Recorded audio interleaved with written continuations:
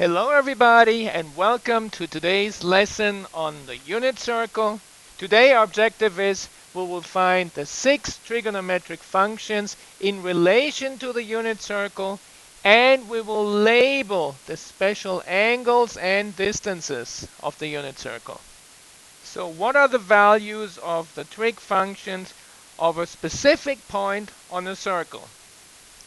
Let's imagine a circle here, and we have an angle in standard position. Remember, standard position means that the vertex is at the origin with coordinates 0, 0, and the initial side is the x-axis. And then, however wide our angle opens is determined by the terminal side, and that terminal side will cross a circle, and here is a point, and that point on the circle has the coordinates x and y. And this is how our angle theta is determined. The distance from our vertex to our point on the circle is determined by the radius. That's the radius of the circle. And we can create a right triangle here with two sides and our right angle. And this side down here is equivalent to the x-coordinate of the point. That's how far we go to the right.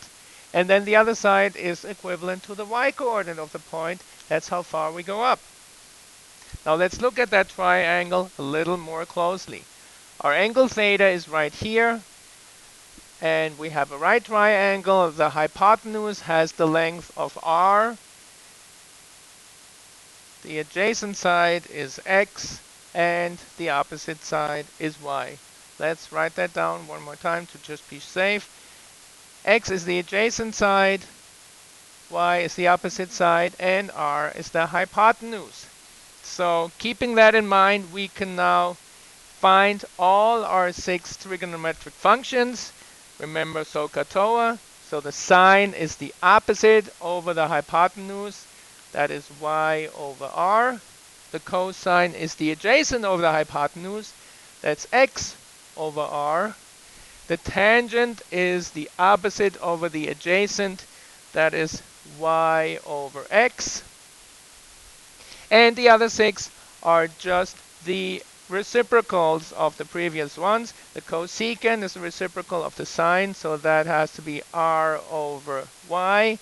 The secant is the reciprocant of the cosine, and that means it's r over x. And the cotangent is the reciprocal of the tangent, and therefore it has to be x over y. So what that means is, if we know the coordinates x and y of our given point, and if we know the radius of the circle, we can figure out all 6 trigonometric functions without a calculator or any other type of calculation by hand. And now let's go even one step further, and let's say that r, the radius, is equal to 1. And now we are talking about the unit circle. The unit circle is called unit circle because the radius has a length of 1 unit. What that means for a triangle is that we still have our angle theta here. We have our adjacent side, that will be x. Our opposite side will be y. And the radius now will be 1. The radius will be 1, and that will simplify our 6 trigonometric functions. The sine, which is the opposite over the hypotenuse, is now y over 1, which is simply y. The cosine is x over 1, which is x. The tangent is unchanged. It is still the opposite over the adjacent, so y over x. And our reciprocal functions, cosecant is 1 over y, secant is 1 over x, and the cotangent is x over y. Those last two are not affected. The other ones are now way simpler. And let's look at an example what that really does for us. Let the point P have the coordinates -1/2 and the square root of 3 over 2. And that will be on the unit circle. Find the value of the 6 trigonometric functions. Let's just look at our unit circle and our point on it one more time. Our angle starts at the origin, goes up somewhere here, and this is our right triangle. Angle theta is down here. So remember, that is the x-coordinate, that's the y-coordinate of our point P. And we know now that if this is a unit circle, then the x-coordinate is the same as the cosine of theta, and the y-coordinate is the same as the sine of theta. And we are given those two coordinates, so we can go ahead and find all our 6 trigonometric functions now. Let's do that then. The sine of theta is equal to the y-coordinate, and that is the square root of 3 over 2. The cosine of theta is equal to the x-coordinate, and that is equal to negative 1/2. The tangent of theta is y over x, so the square root of 3 over 2 divided by negative 1/2. Remember, when we divide by a fraction, it's the same as multiplying by the reciprocal.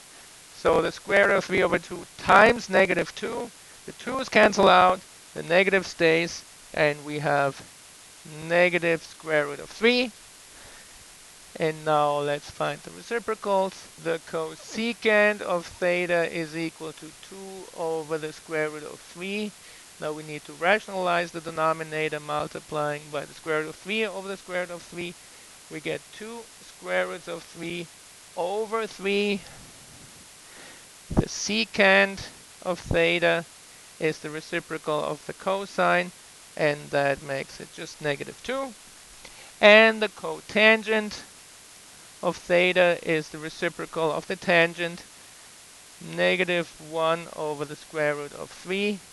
And again, we're rationalizing this denominator, and we get negative square roots of 3 over 3. Now, as the last thing before we start filling out our unit circle, I want us to remember what are the side lengths of our special right triangles, particularly if we have now decided that the hypotenuse has to be 1. In our 30, 60, 90 triangle, our short leg is half of the hypotenuse, so that's 1/2. And our long leg is the short leg times the square root of 3, so that is the square root of 3 over 2. And in our 45, 45, 90 special right triangle, that also has a hypotenuse of 1. The legs are the hypotenuse divided by the square root of 2, 1 over the square root of 2. But again, we have to rationalize our denominator, and that makes it the square root of 2 over 2. And since both legs are the same, that is also the length of the other leg. So keep those ones in mind. And now go ahead, watch the second part of this tutorial where we're going to fill out the unit circle.